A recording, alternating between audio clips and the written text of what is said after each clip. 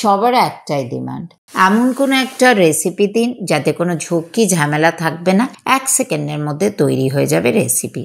মাথায় এলো দই স্যান্ডউইচ। এতে কোনো ঝামেলা নেই। আপনি আগের দিন তৈরি করে নিন একটা পেস্ট।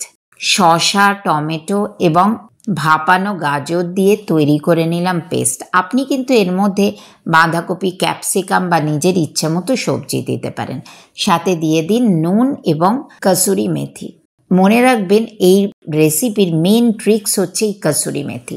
কসুরি মেথি কিন্তু এর স্বাদের কারণ। এবার এই পেস্টটা তৈরি করে এয়ারটাইট কন্টেনারে ফ্রিজের মধ্যে রেখে দিন। নিশ্চিন্তে 3-4 দিন ভালো থেকে যাবে। আর যখনই স্যান্ডউইচ খেতে ইচ্ছা করবে এই কন্টেনারটা বের করে পেস্ট 1 টেবিল স্পুন আর দই 1 টেবিল স্পুন মিশিয়ে তৈরি করে নিন একটা স্প্রেড। দইটা কিন্তু হাংকাট বা একটু থকথকে দই ব্যবহার করবেন। ব্রেডের ওপর ছড়িয়ে দিন।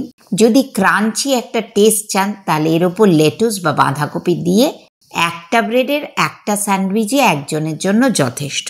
এই স্যান্ডউইচটা করে যদি ফ্রিজের মধ্যে রেখেও দেন তাহলে এই কোল্ড স্যান্ডউইচটা কিন্তু পরে খেলে সগি হয় না, বেশ খেতে ভালো লাগে। তাহলে দেরি কেন? যখনই স্যান্ডউইচ খেতে ইচ্ছা করবে পেস্ট বের করুন আর খেয়ে নিন।